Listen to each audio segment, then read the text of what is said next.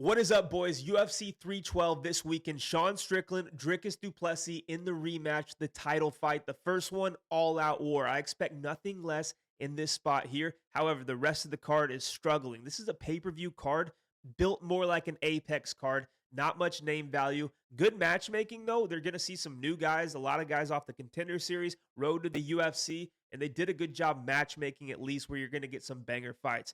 Now, before I get into the breakdowns, if you want to get every single one of my bets, I'm going to link it in the description at winnable.com/HOF picks. That's home of fight picks on Winnable to get every single one of my plays every single week. A couple of my favorite bets I've hit so far this year on the first card in 2025, Fatima Climb round 2 stoppage at plus 750, and also round 2 TKO at plus 2,500, and that fight to end inside the distance at plus 170. My favorite because we hit all three of those on one single fight. Now, my worst of the year, probably Mike Davis last weekend. I thought he was not looking anything like the Mike Davis we know and the style that we love to see. He's pulling guard in the first round. I can't predict that kind of stuff. Probably my worst bet of the year. But so far through 3 cards, we're up over 10 units. Winning a little bit at a time. The losses are very small. We don't win every single week. Nobody in the industry does. If they tell you that they win every single week, they're outright lying to you. But over the course of the last few years, we've been profitable. We stack the wins, and year over year, we're making some money. So let's get into the card, man. The first fight is one of these road to the UFC type of fight. We get Hyung Sung Park taking on Neum Hargul Tumendembural. I don't know how I can pronounce these names. You look at the wording on his name, man, and it looks like one of those where the announcers are going to struggle with it big time.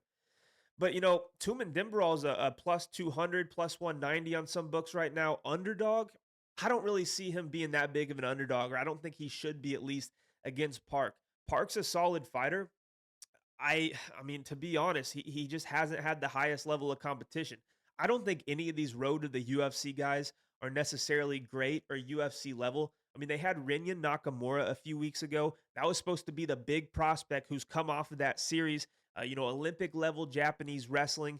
And he goes out and lays an absolute egg against Muin Gafarov. And, that was kind of their big stud coming off a road to the UFC. Park won the tournament or the series or whatever you want to call it. Had a couple submissions on the show, had a TKO, and then he gets to the UFC and they give him Shannon Ross. Now, if you know Shannon Ross, the Australian fighter, didn't really pan out at the Contender Series level, didn't pan out in the UFC. He went 0-3 until he got cut, losing to Clayton Rodriguez very early in the first round. Got knocked out by Jesus Aguilar at UFC 290 in 17 seconds. Jesus Aguilar is a grappler, and then he gets finished by Park, who's in this fight in the second round by TKO, getting hit to the body. Now, if you watch the fight, though, Park won the first round, had some good striking exchanges, took the back, had the body triangle, and Shannon Ross couldn't do anything. But in the second round, Shannon Ross started to come on. Park was getting tired, man, and Shannon Ross was finding the chin a little bit. He was winning the round until the last minute where he ate a nasty body shot that hurt him, and then Park followed up with a couple more body shots and stopped the fight. But, man, Park, he was getting tired. His hands were dropping. He was huffing and puffing, and he was eating shots from a guy like Shannon Ross. For Tumendembural on the other side, I mean, I'd say his first UFC fight was a little bit more not competitive, yes, for one, but definitely a higher level of opposition. Tumendembural made his UFC debut against Carlos Hernandez, who maybe doesn't have the most wins in the UFC, but he's more of a veteran. He's got a style to where if you're not going to put him away, he's going to be in close fights. I mean, Carlos Hernandez has drawn so many tough fights lately. He had to fight Tatsuro Taira, where, he got finished in the second round. He goes to the distance with Ray Saruya and had some good moments in the grappling exchanges in that fight. And then he draws Tumendembural, and the fight was a split decision. Tumendembural scored a knockdown in that fight, showing he's got power in the hands. He did get taken down a few times, which could play into the game of Park. But if Park, goes for the grappling early, I think he could start to get tired. And Tumendembural against Hernandez had some decent submission attempts too. So, being a plus 200, you're coming off your debut where you probably had a lot of nerves.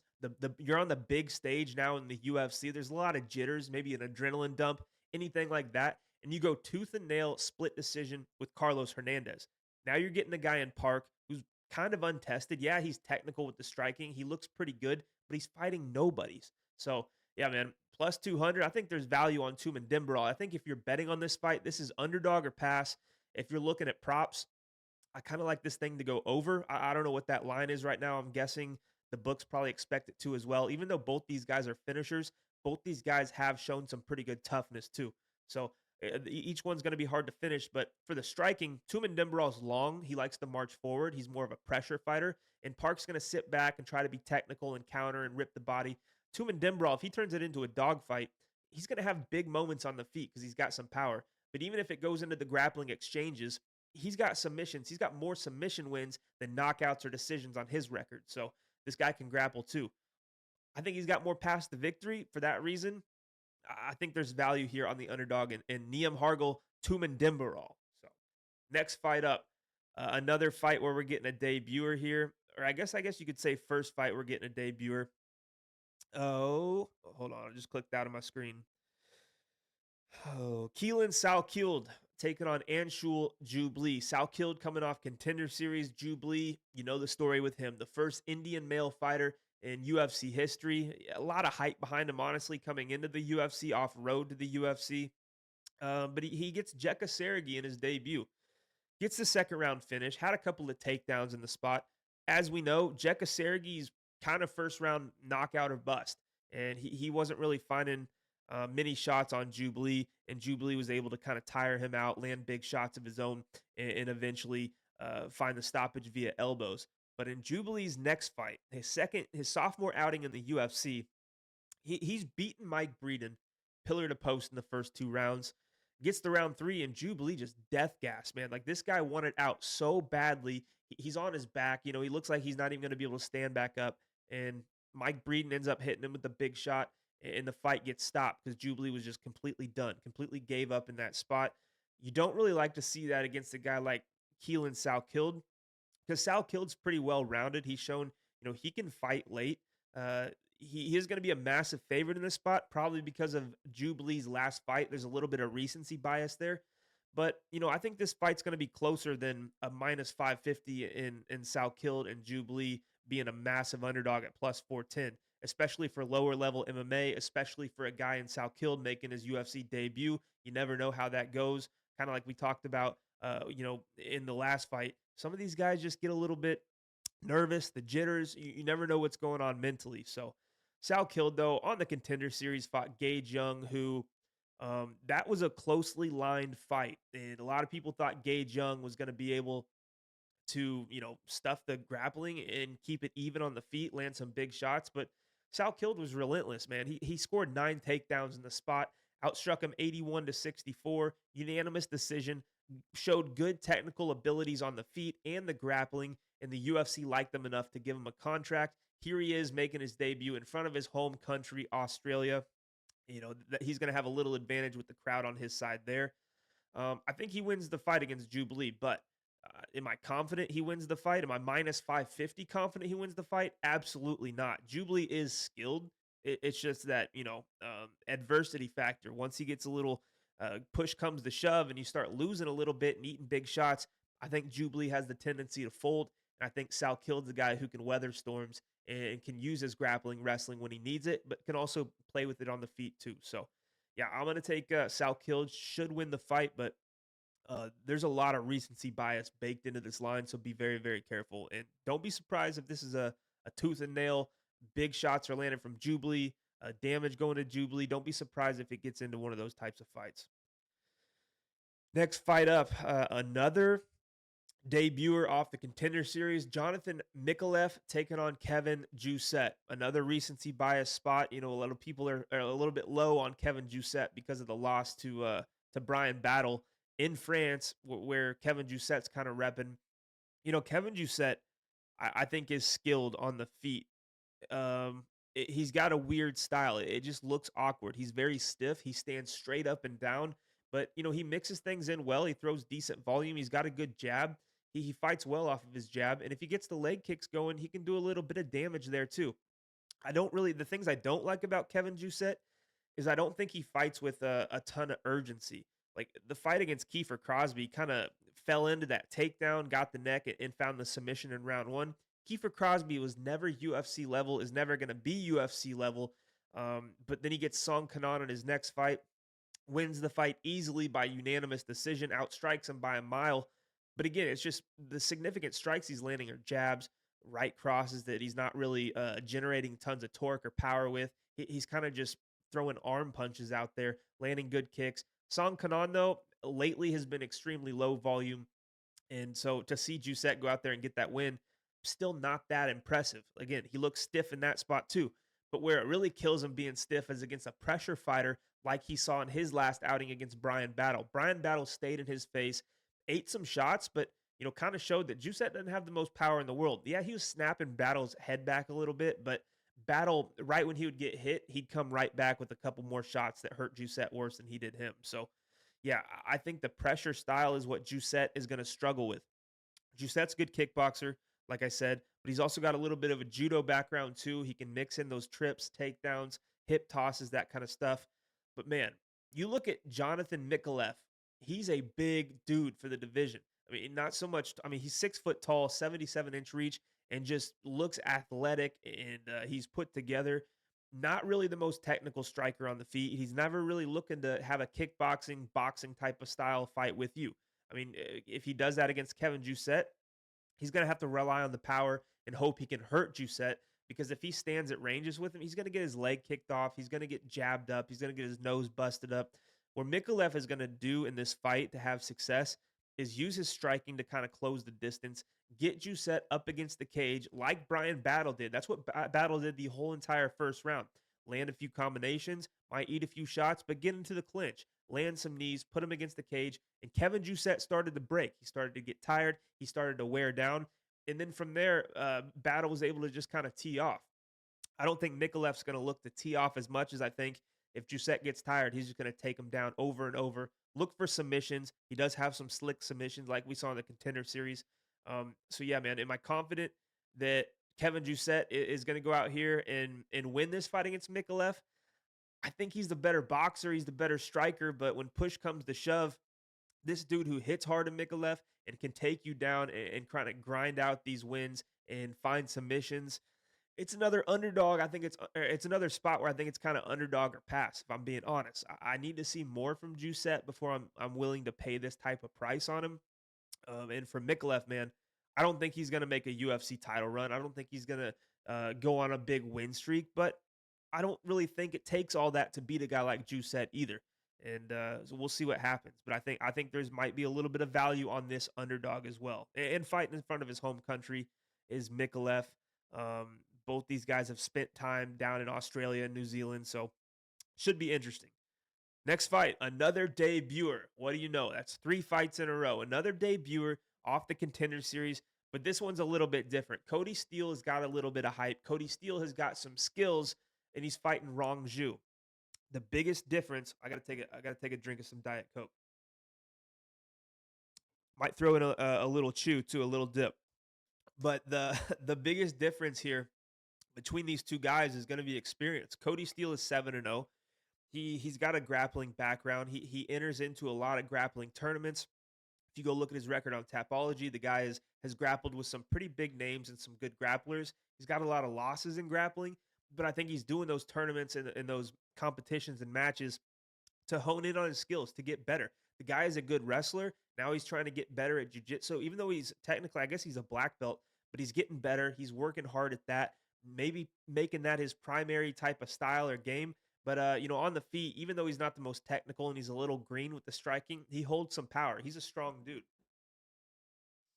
Now for Rongzhu, Rongzhu's a guy who's been in the UFC before. The guy has decent striking. I think he's best when he can get his leg kicks going. He's not going to knock out a ton of people by any means. I mean, the guys he's knocked out, Brandon Jenkins couldn't cut it at this level. Guys on road to the UFC. So, he doesn't hold power. He holds some volume. He's constantly looking to press forward. I mean, even in the fight against Chris Padilla, he looked pretty good in moments in that fight. It's not like Chris Padilla ran away with that. I thought Rongzhu probably won the first round. They get into the second, and Padilla landed a nasty, well-timed elbow, that looked like a baseball was sitting there on Rongzhu's eye, completely swollen shut, broken orbital bone for sure. The doctor came in and said no more. That was the end of the fight. But the toughness from Rongzhu, he ate that elbow, didn't fall to the ground, didn't look that wobbled. The dude just bit down on the mouthpiece and started firing back. Like that's what you like to see, a guy who's going to fight for your money. And the only way you're going to get him out of there is if the doctor says no more. I like seeing that. Before that, he was on a 3-fight win streak. His loss in the UFC was Ignacio Bahamondes, so that guy's pretty damn good. We just saw him at the Sphere get a big first round TKO. So, I mean, no sweat off of his back. He's definitely got the higher level of competition by a lot. Definitely more experience, as his record is like 25-6. This guy's got 31 professional mixed martial arts fights compared to Cody Steele's 7. So this smells a little bit like an Austin Bashi spot that we saw in the first card of the year, where C-Rod was more the veteran. He had way more experience, fought way higher level of guys, and knew how to win fights. I don't think Rongzhu has that kind of fight IQ where he knows what he needs to do and he knows the situations he needs to stay calm and survive in order to pay dividends with that gas tank and cardio later in the fight on these debuters. But I think Rongzhu is a guy who could be very, very live in this spot. If he can stuff takedowns, he should be the better striker. He just can't get clipped. So this is another one. I mean, a lot of people are going to think that Rongzhu is the side. If you're betting on this fight, is the side, just because the fade of the debuter, the fade of the Contender Series guy, and Cody Steele. It's very intriguing. It's very interesting. I do think Steele is more of a composed fighter and has a more well-versed game and is more willing to stand there and strike with the guy than like an Austin Bashi was. Bashi was like, man, I need to get these takedowns or I'm screwed. And he was. I think Steele's got a little bit more to his game than that, which I think he's got a chance here, a good chance to beat Rongzhu, but you got to be careful on these type of spots. We'll get into the meat of this card, and you'll see some guys with more experience. It makes it a little bit easier to gauge what you're going to see in the octagon from them and those kind of things. So moving on from this fight. Oh, man. Do we have another debuter? We do. We got 2 debuters in this spot, but this one is one of the more interesting fights on the card. Alexandre Topuria taking on Colby Thicknesse. Yes, that's his last name. Awesome last name. His nickname is Slickness, so you're going Colby Slickness Thicknesse. Pretty sick, but there's a bigger storyline to this fight. You got Alexandre Topuria, his older brother. He's the older brother of Ilya Topuria. And you got Thicknesse, who trains under Alexander Volkanovski. Volk's going to be in the corner of Colby Thicknesse. Ilya's going to be in the corner of Alexandre. Those two are foes. That's who, Ilya had to go through to get the title in the first place, was Volk. They're set for a rematch sometime in the future. That's going to happen. That has to happen, with all respect to Volk from the UFC. But in this spot, man, this is interesting. I don't think Colby Thicknesse is necessarily a UFC level guy right now, but I don't know if Topuria is either. He's shown great skills, but both of these guys have fought very, very low level and poor competition. What I like about Colby Thicknesse, he has the ability to wrestle, and he's good with the submission game and grappling, and it saves him a lot in fights. We've seen him dropped on the regional scene. We've seen him almost knocked out, but was able to grab a leg and get the takedown and kind of give himself time to recover and then fight off of that. I like seeing that. He has heart. He's undefeated. Not much power in his hands. He's not a real physical guy. He's real. I mean, I know his last name's Thicknesse, but he's real skinny, kind of slender. Doesn't have the most technical striking, whereas Alexandre Topuria does. The guy looks like Ilya in there, all the way to the same exact back tattoo. But he's got the same style of boxing, the same stance. Not quite as polished. He's definitely a guy who, it seems like he liked MMA and did it for a while, and then took a long break, did other things, and now he's back taking it a little bit serious. Now seeing that his brother won the championship, that's a lot of pressure though. Coming in, you're Ilya's brother, you're kind of in his shadow for right now, and you want to be great like him. You don't want to be the brother that couldn't cut it in the UFC while your brother's making millions of dollars and winning championship belts, yada yada. Now, Topuria has taken a loss before. He's only 5-1, so neither one of these guys have a ton of experience. And Topuria's loss, where he got finished in the 3rd round, a little concerning to me, considering if he doesn't get a finish on Thicknesse, who's shown toughness and ability to survive bad situations and use his wrestling. If he doesn't get the finish, but he wastes a lot of energy trying to do so, what's he look like in the third round? If he completely gasses out and all of a sudden he's got this grappler on top of him, tides could turn. It could get really interesting. Topuria is a massive, massive favorite. I think a lot of that is being the brother of Ilya, same training camp, same routine. He's getting all of that good stuff. The champ is. So yeah, I think Alexandre Topuria is more well-rounded. He can grapple and wrestle and has a submission game of himself. It's just what to expect with the pressure, all that stuff. I'm gonna pick him. I think he should win the fight.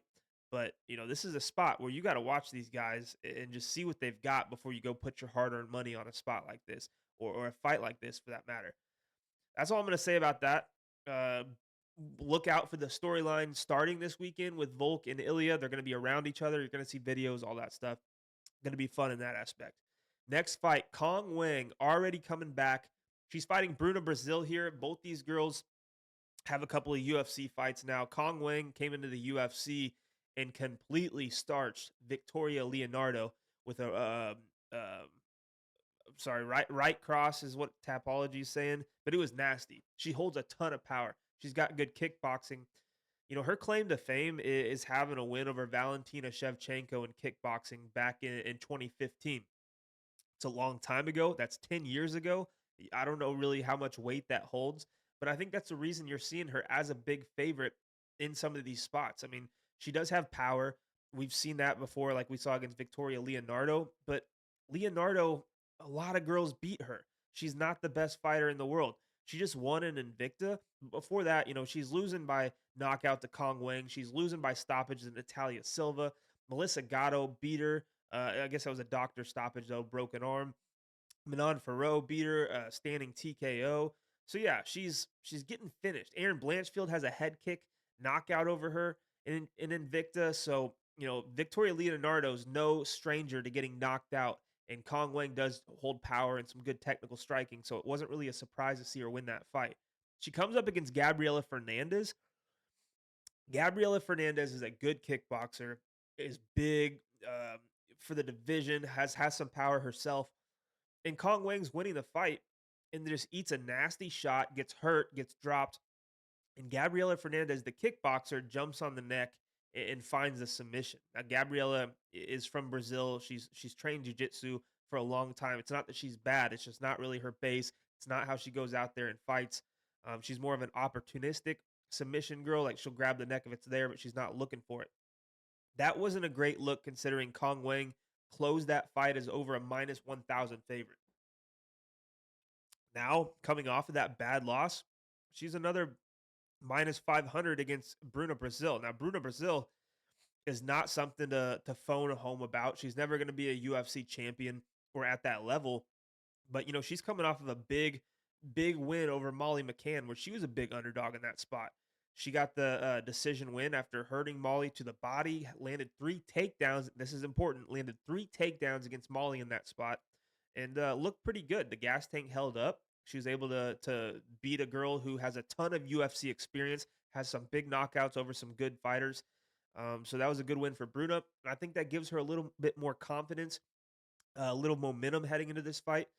And before that, she's fighting Loma Luke Bunmi, a good fighter. Shauna Bannon, she beat Shauna Bannon. Shauna's nothing to write home about. And loses to Denise Gomes, who has some of the most power in the division. So you can't really sweat her for that. I think in women's MMA, with a girl who's coming off of getting beat, you know, hurt really badly, submitted by a kickboxer, it's not the best look to be a minus 500 just a few short months later, like she is here against Bruna Brazil, who's coming off of the biggest win of her career. So interesting stuff. I think if it stays on the feet, Wang Kong has more power, has more technical boxing. Bruna Brazil's got more kicks. They're not the most powerful. So yeah, if it stays on the feet, I think it's Wang Kong. But I would expect Bruna Brazil, training with fighting nerds now, to go out there and look to wrestle a little bit, slow Wang Kong down, look to get it to the mat and work from there, and she'll be in the fight. So very interesting stuff. Maybe value on Bruna Brazil. For me, not really interested in this fight and put my money on it. Next fight up, we're getting maybe the best fight on the card. Tom Nolan versus Vyacheslav Borshchev. Both of these guys have shown some issues as of late. Borshchev, great kickboxer, extremely fast, holds power. He's usually a better striker, more technical striker than everybody he faces. But the guy is 1-2 in his last three fights. In fact, he is 2-4 in his last, or sorry, 2-3-1 in his last six. He beat James Yontop in his last fight out in a split decision where Yontop came back and was giving him the hands in that third round, made it extremely, extremely close. One of the judges thought Yontop won the fight. Now, Yontop's got a chin, he's very durable, and it keeps him in fights. But before that, he's getting dropped by Chase Hooper early in round one in St. Louis and got outstruck 62-2. The fight was on the ground. That's why you're seeing that big strike discrepancy. And then Chase Hooper, the fight probably could have been stopped via strikes, and then he just goes for the neck in the second after the ref didn't stop it. Before that, he's in an all-out war with Nazim Sajikov where he wins the first round, outstrikes him, looks phenomenal, gets dropped so bad in the second round, and given kind of a 10-8 round against him, Nazim got that 10-8, looked phenomenal, about had Slava out of there multiple times, and the ref wouldn't stop it. And Slava had to work back and was just had more energy and better striking in the third to secure the draw and not the loss there. So um, the point I'm making with telling you about all these fights is that Slava's been in so many kickboxing fights before the UFC, and some of his fights in the UFC, he's taken some damage.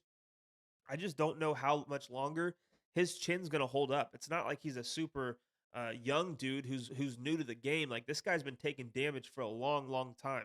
Now you're getting Tom Nolan, another guy who doesn't have near the combat sports experience, but we've kind of seen too with him. He doesn't have the best chin in the world. Makes his debut against Nicholas Mota and gets clipped early on. Mota hits hard though. Like I was kind of thinking, it's not the worst loss in the world. You're very new, you're very young, and you're fighting a killer like that on the feet at least.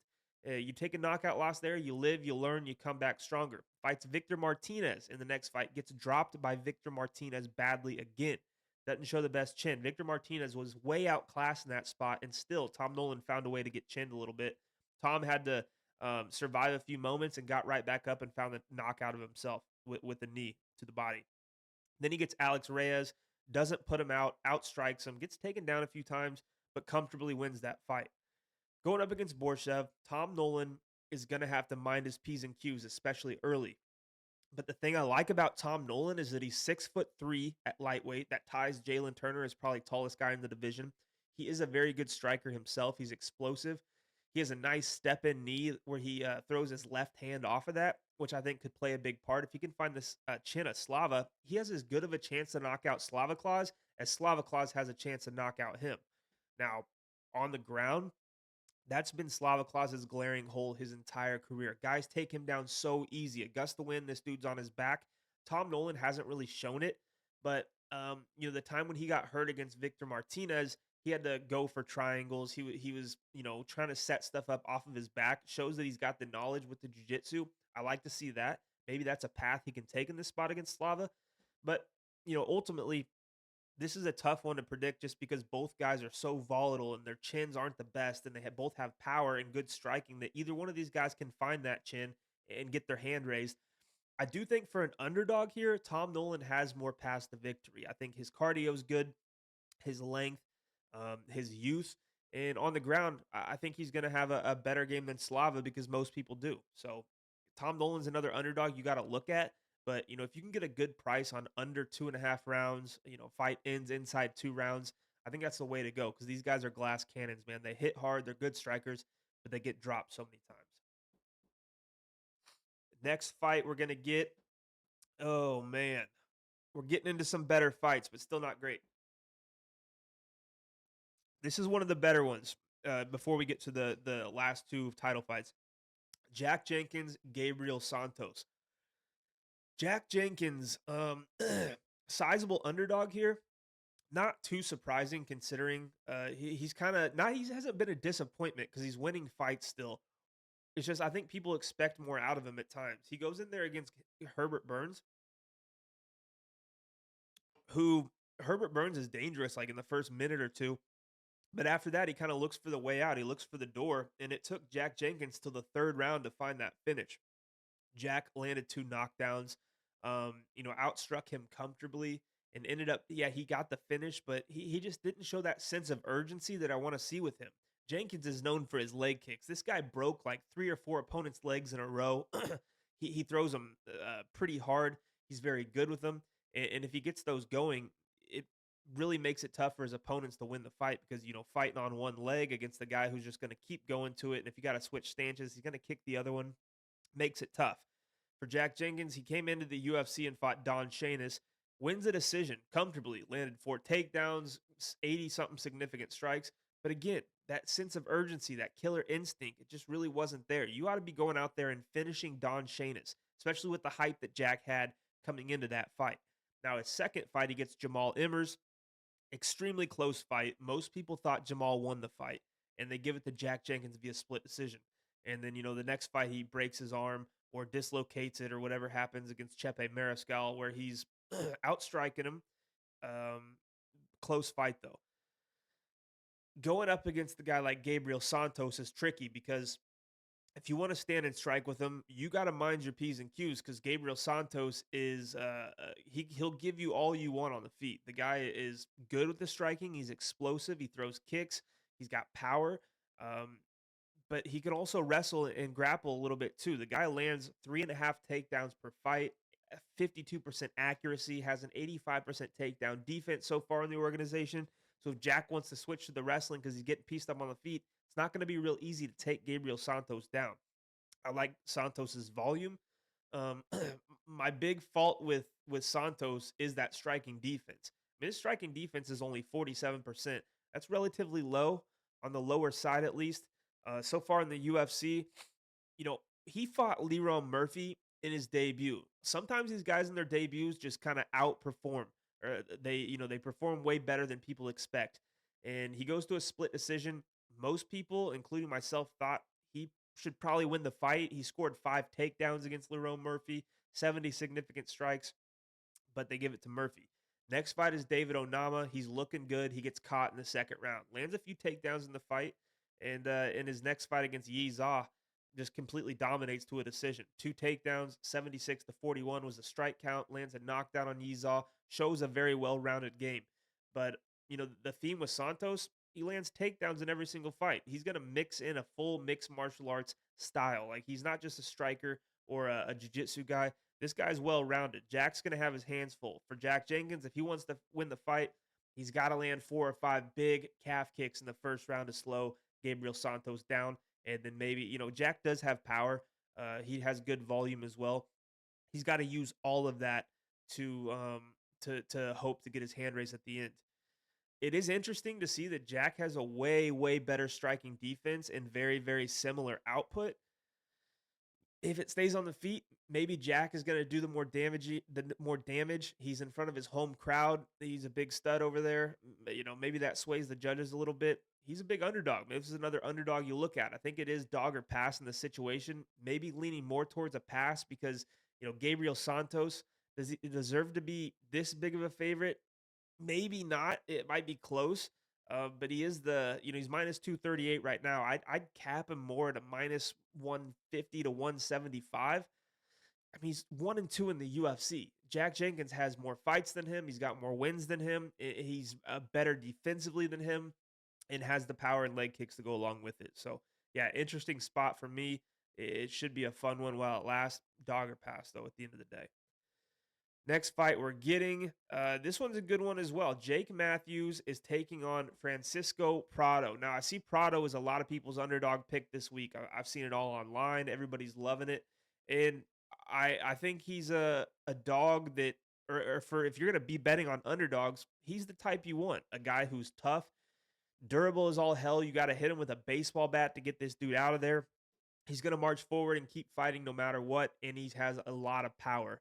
But my downfall on him, man, is that I believe he's moving up a weight class here, and he's not the biggest guy in the world to begin with. 5'10", 69-inch reach. Now he's moving up to 170, fighting a guy with tons of UFC experience, higher level experience. And Francisco Prado is only 22, 23 years old. So it's not like the guy is had a ton of time to develop as a high level fighter, whereas Jake Matthews has. Jake Matthews, though, Comes off a good win over Phil Rowe. Before that, though, he loses to Michael Morales. Michael Morales is a stud who's undefeated. Beats Darius Flowers, not the best level of competition. But before that, he loses to Matthew Simmelsberger. He gets dropped 3 times. That's a red flag to me. If Simmelsberger is going out there and dropping you 3 times and beating you pretty comfortably, Prado has the chance to find the chin too. And if you're getting dropped, Prado's a guy that you do not want to get hit with whatsoever. Jake Matthews, will have a 4-inch reach advantage. He's a little bit taller. And I wish that he would kind of stick or go back to that wrestling. When he came into the UFC, used his wrestling well. That was kind of his game. He had good boxing, but he gets you to the ground and win fights like that. He's kind of gone away from it. He's standing and striking with a lot of these guys, and he's losing fights. He's about 500 since 2021. He's won 3 fights. He's lost 3 fights. Fought in decent level of competition. So yeah, if I think the guy with more experience and probably a more well-rounded game wins the fight, then you got to take Jake Matthews. But if you're wanting an underdog who's going to fight for your money, who's tough and has power, Prado's probably your guy all day. I'm staying away as of now. Might look at some kind of inside the distance prop because I think Matthews could find some kind of submission, but I also think Matthews could get knocked out here too. Interesting fight, fun fight, and we are on the main card. By the way, this is the second fight on the main card. These are the fights that are first fight on the main card. These are what we're getting set up with here. Next one is another interesting one that I don't know how this is a main card fight right now. Jimmy Crute versus Rodolfo Bellato. Jimmy Crute fought Alonzo Minifield both of his last fights. I mean, they went to a draw, and then he got the rematch, and he lost by submission. Alonzo Minifield's a big power puncher. The guy was beating the hell out of Jimmy Crute in round 2. The ref could have stopped that fight. And Jimmy Crute was out on his feet, just eating massive shots. And, the third round, Jimmy Crute goes in for a takedown. Alonzo Minifield grabs the cage. The ref takes a point. That's why it's a draw. Alonzo Minifield, all in all, probably should have won the fight without that point taken. Now they get the rematch. Crute goes out. Doesn't look great at any stage in the fight. Gets a takedown, gets reversed. It ends up getting submitted. And then afterwards retires from the sport at like 26 or 27 years old. I just don't know if he's into fighting anymore. He's retiring that early, and him coming back was kind of a shock to me. They put him on the main card. Maybe that's part of, Dana, hey, we're coming to Australia here. Jimmy, we need a guy to step in. We're going to pay you pay-per-view type money. You're going to be on the main card. You're going to get your bag. Will you come back for one more fight? And maybe Jimmy's like, yeah, we'll give it a go. I need to get paid. I'll take a big paycheck. Here's Rodolfo Bellato, a guy who is durable, tough. Striking's not very technical, but he's powerful, and he throws a ton of volume. And if you want to go out there and have a grappling match with him, he's got submission skills. He works well, especially off top position. Good ground and pound. That's the kind of and the last thing about him, his cardio is pretty good for a big 205er. Like, this guy has a fire hydrant of a head, and he's big. You wouldn't think he'd have great cardio, but I mean, when he fought Eor Potieria, he had a good first round and then got smoked in the second. Got dropped. His eyes were rolling back. He's getting hit with these big hammer fists from top, and was able to kind of grab onto Potieria every time the ref told him to move. He was going to stop the fight. He'd grab on, survive, and then eventually worked back up to his feet. Got Potieria down to the ground. And, in the second round, after it's been a super high-paced fight, and Potieria almost had you knocked out, Bellato was still able to rain down like 30 punches within the span of 5 seconds. Looked like he had a ton of energy, got the stoppage himself, and won the fight. Showed a lot of heart, showed a lot of grit, toughness, all of that. He checks the boxes. Skill set, he's a little raw, but it works for him, man, because he can take punches and he's going to hit you. And if you can't put him out, he's going to be there all 3 rounds, and chances are he's going to finish the show on you. So I don't expect this thing to go to the scorecards. I think Jimmy Crute is live to get some kind of first round big stop. I mean, Jimmy Crute isn't really known for his great striking, but he's powerful, and he can be fast early in fights, and he's got a good submission game. And he's fought high-level guys. He's fought Jamal Hill, Alex Smith, or Anthony Smith, sorry. And, those were guys he had to fight early on in his UFC career. What's he been doing since the retirement at UFC 296? Who the hell knows? That's what would scare me on playing him as an underdog here. For those reasons, I think Bellato should get it done. But Crute's a sleeper, man. You just never know what you're going to get with him. All right, moving on up the main card. This is This is a little shocking. This is your feature fight of the entire night. After this, we get 2 title fights, but this is what they put in the 3 hole. Justin Tafa versus Taliesin Teixeira making his debut off the Contender Series. Now, it's going to be a little shocking seeing the size comparison here. Teixeira is 6'7", Justin Tafa is 6 foot tall. Teixeira is going to have a 9-inch reach advantage. He's got some good striking. It's it's not real polished just yet, but being 6'7" at heavyweight, and he's not really that fat. He's pretty thin, throws a lot of volume. It's going to work for him at this level. On the ground is where people, I think, thinks he's going to have a lot of advantage over these heavyweights, and especially against a guy like Justin Tafa. I just don't really see him having the wrestling game to go out there and get Tafa down and hold him down for a long time. I think this will play out as a striking match, which is scary if you're taking Teixeira at these massive odds because I mean Tafa's shown, or sorry, not even massive odds. Sorry, I was looking at the wrong line. Teixeira is minus 135. So favorite in the debut. It's scary to take a favorite against a guy like Tafa because we know it takes one shot from Tafa and the fight can be over. Teixeira on the Contender Series fought a guy named Arthur Lopez, and Lopez had some moments early in that fight. Arthur Lopez was also rolling straight off the couch into that Contender Series fight, if I remember right. And like I said, had some big moments. If that's Tafa in there and he's landing shots, maybe Teixeira's not surviving that like he did on the Contenders. So interesting spot. Tafa in front of his home crowd. They're making Teixeira fly from Brazil to Australia for this. It's interesting, man. Um, Dogger pass, maybe. I think Teixeira is probably going to be pretty well off with that 9-inch reach and being 6'7". He's going to be hard to reach. He's going to be hard to hit. But like I said, it takes one, and that's the it factor in this spot. All right, let's move on to the main co-main event. Women's MMA, but this is going to be a fun one. Everybody is kind of split online in this fight. Weili Zhang taking on Tatiana Suarez. There's things I love about both fighters. There's things that have me scratching my head and kind of making me hesitant to pull the trigger on either side. Weili has been known as one of the best all-rounded mixed martial artists that you're going to find on the UFC's roster for the women's divisions. Her kicks are phenomenal. She's powerful. She's fast. Her boxing is sharp. She's shown a good ground game as well at times, especially if she can get on top. She's phenomenal. Her control is good. She knows what to do. She'll look for submissions. I mean, when she fought Yan Xiaonan, she had the submission locked in. The round ends, and Yan Xiaonan couldn't even hardly stand up on her own. The corner man or the cut man lifted her up and walked her over to the stool, which I didn't think you were allowed to do. I thought the fighter had to get up under their own accord, and if they can't, the fight should be stopped. She was basically unconscious from the choke, got a little bit of help, came back in, gets caught in that same position in the next round.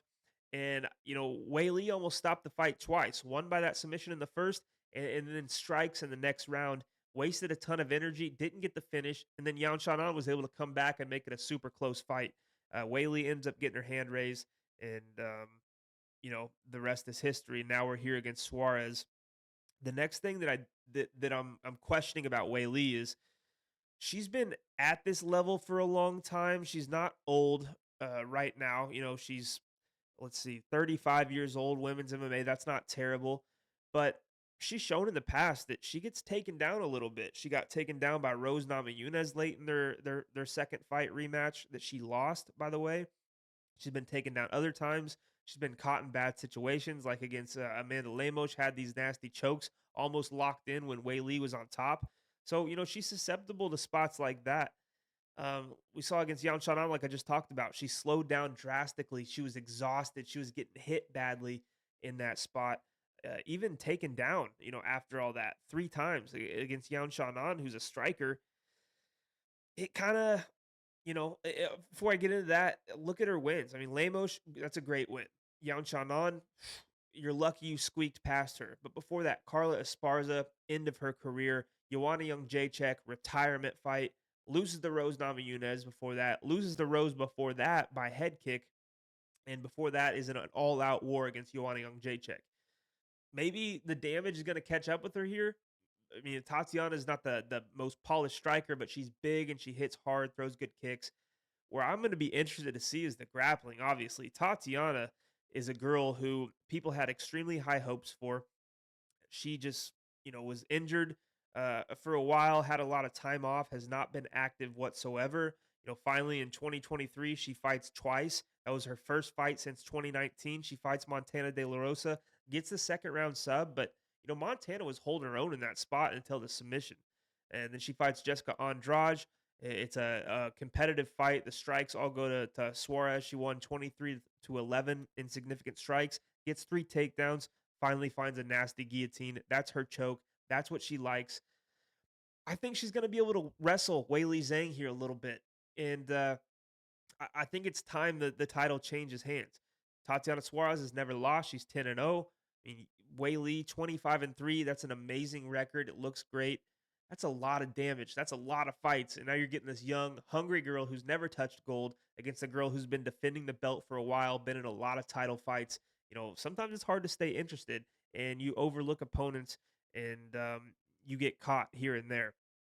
Tatiana, with that wrestling, with the submission game, and the will to win here, I think she could be extremely live to pull this thing off against Weili Zhang. All right, let's go to the main event. This one, oh man, I watched the first fight between Sean Strickland and Dricus du Plessis earlier today and yesterday. Sean fought really, really well most of the fight. Got taken down obviously a few times. Um, the strikes, he outstruck DDP 173 to 137. Sean did a really good job of checking all the kicks, of investing in the body with that jab, and just staying in DDP's face and landing a lot of volume. The cut he had on his head, he claims was from a headbutt. If it was, that's super unfortunate because without that, the judges maybe look at it a little bit different. They see all the blood on Sean's face. They give points to DDP for damage there. If it actually was a cut and or it was a knee or headbutt, sorry, and he doesn't get cut, maybe it's a different story. Because if you look across the octagon, DDP's face was busted up too. Sean was landing that jab. He was landing the right hand. He was kicking the body really well. And both guys were tired, but DDP had a little bit more in the tank with the wrestling, and that's just what probably sold it at the end of the day. This spot though, um, everybody's on DDP. Everybody thinks, he's kind of this wrecking ball, a little unstoppable right now. And I would agree. The guy has gotten better every time out. His cardio, it looks like he's about to die, and then he pulls something out of his hat, or he's not as tired as you think. And it's just kind of his style. Beat Israel Adesanya in his last fight by submission, but he's losing that fight up until then. Izzy kind of came on in that second and third round and was looking really good. Before that was the Sean fight. Before that, plus 300 against Robert Whitaker. But Robert's had some tough fights in his career in the last few years too. He just lost to Hamzat, got choked out brutally. Before that, he'd lost to Izzy a few fights before the first DDP fight. It's just, I love Bobby Knuckles. At this point in his career, he's not the world beater he once was.